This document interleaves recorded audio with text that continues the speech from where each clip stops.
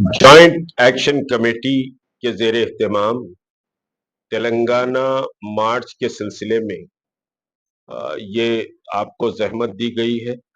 میں آپ سب اصحاب کا انتہائی دل کی گہرائیوں سے شکریہ ادا کرتا ہوں کہ اس تلنگانہ مارچ کی پبلسٹی میں آپ نے ایک اہم رول پلے کیا ہے، اور جو فیلڈ پہ ہم کام کر رہے ہیں اور لوگوں تک بات کو پہنچانے کے لیے آپ کا رول انتہائی اہم رہا ہے. بہرحال امجد اللہ خان خالد صاحب ترجمان ایم بی ٹی سمجھیے کہ اس وقت موجود ہیں. جناب عبدالعزیز صاحب ایم پی جے کے صدر ہیں، وہ بھی سمجھیے آج کی پریس کانفرنس میں موجود ہے.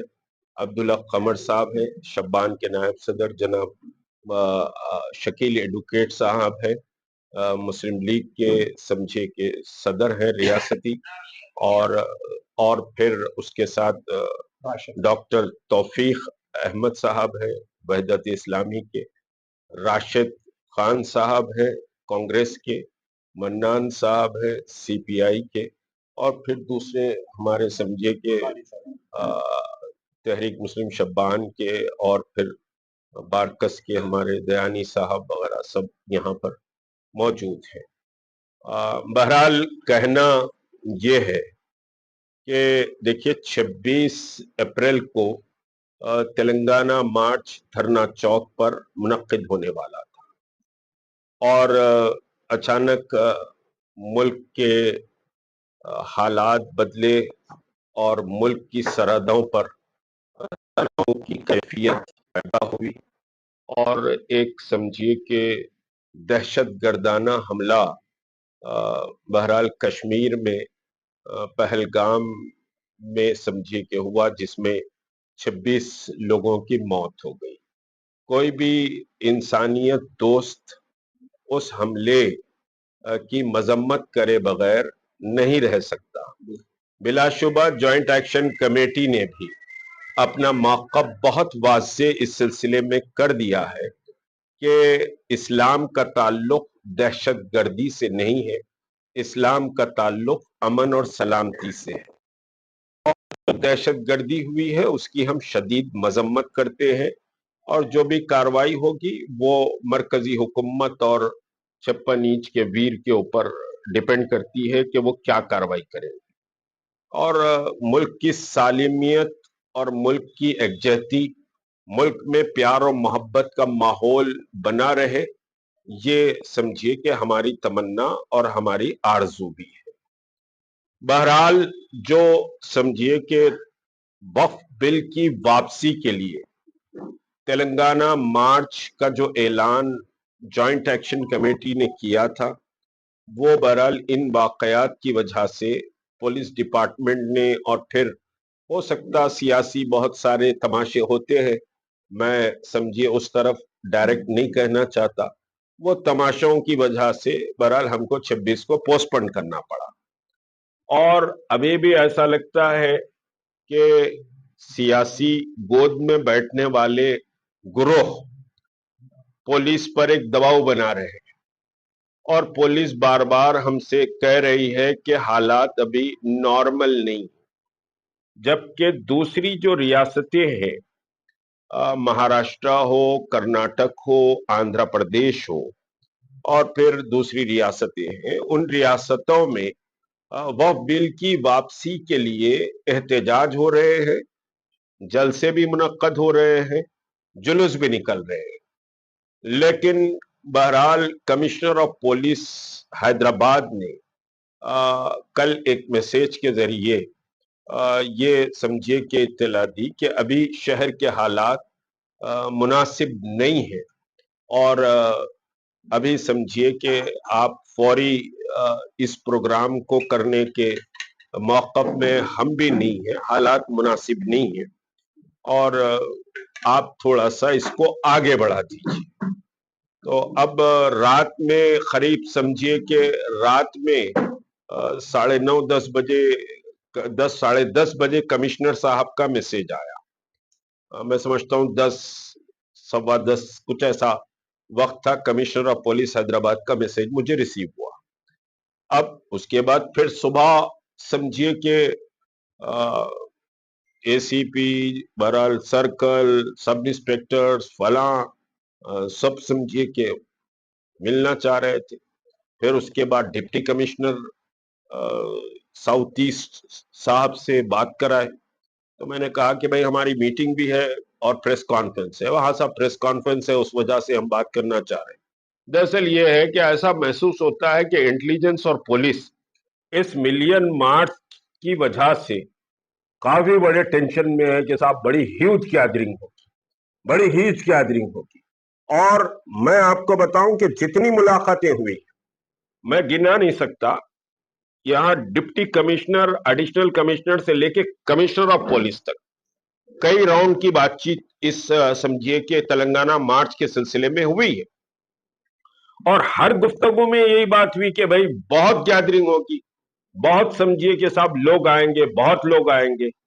تو بھائی لوگ تو آئیں گے، جب انوائٹ کیا جا رہا ہے ایک ایشو ہے. اور یہ اللہ کا کرم اور اس کا فضل ہے کہ دیکھیے جوائنٹ ایکشن کمیٹی کے پاس کوئی ایم ایل ایس کی طاقت نہیں ہے، جوائنٹ ایکشن کمیٹی کے پاس کوئی ایم پیز کی طاقت نہیں ہے، جوائنٹ ایکشن کمیٹی کے پاس کوئی حکومت کے سمجھیے کہ صاحب دلالی کی طاقت بھی نہیں. ہم بنام خدا کام کرتے اور یہ اللہ کا کرم ہے کہ ہماری سمجھیے کہ اس کمزور آواز کو پوری ریاست میں اللہ تبارک تعالیٰ نے پہنچایا. اور جب ہم اس کو ملتوی کرے تو بے شمار فون تھے، آج بھی فون ہے کہ بھائی آپ کب ہم کو آنا ہے. تو لوگوں میں ایک اضطراب اور بے چینی ہے اس سیاہ قانون کے خلاف. اور ہم سمجھیے کہ ابھی سب بہرحال کور کمیٹی بیٹھی تھی اور کور کمیٹی نے ڈیٹیل ڈسکشن کیا حالات کے اوپر، بہرحال ملک کے بارڈر کی سچویشن کے اوپر، شہر حیدرآباد کے حالات کے اوپر، اور پھر کیا کیسے چل رہا ہے، یہ سب ہماری نوٹس میں آیا ہے. تو ہم نے ڈیسائیڈ کیا ہے کہ مئی کے سیکنڈ ویک تک کے سمجھیے کہ صاحب یہ احتجاج ہوگا.